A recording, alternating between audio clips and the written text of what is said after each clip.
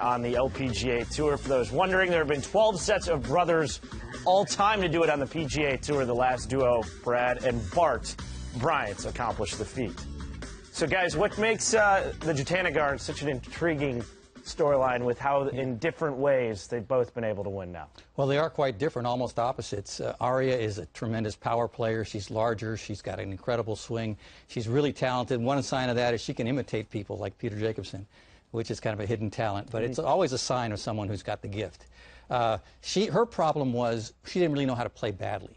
She would panic when she wasn't on. And what Lynn Marriott and Pia Nilsson, her sports psychologists, have helped her do is understand her weaknesses and control her bad rounds so that she does what Jack Nicklaus said was his greatest strength, which is playing badly well. And as a result, you know, she has grinded out. Even though this year she hasn't won, she's actually becoming a better player, according to her coaches. Gary Gilchrist feels the same way, that she's getting, you know, her bad shots out of her system in a way that don't hurt her. She knows how to play around her. Moria is totally opposite. She's methodical. She's precise. She's a thinker. She is not as long. She doesn't have as much confidence in herself and her physical ability, and so she doesn't swing as freely under pressure.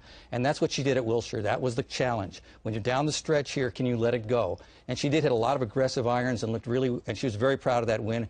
Lynn and Pia both very proud. Gary Gilchrist said he's as proud of that victory as any that he's ever coached. They're also extremely close in a really interesting way because they're very competitive, and yet, as we saw at the end of the tournament yesterday, emotionally, that was a big win for both of them. They were real tears.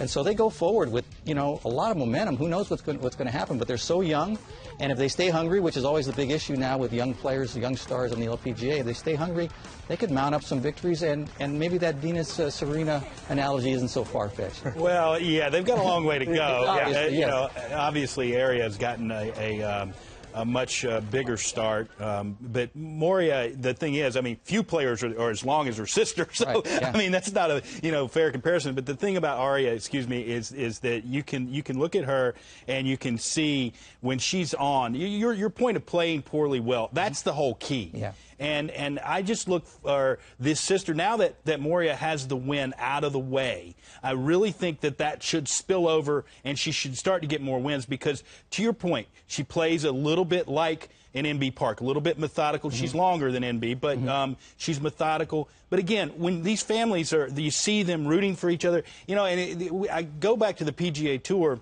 George, where they say, well, these guys can't be friends and they can't pull for each other and you can't be competitive. No, they want to beat each other on the golf course. I mean, they do. But there's nothing wrong with being happy as you can be to watch your sister win when you didn't. I completely agree. Right. I couldn't have said it better myself. So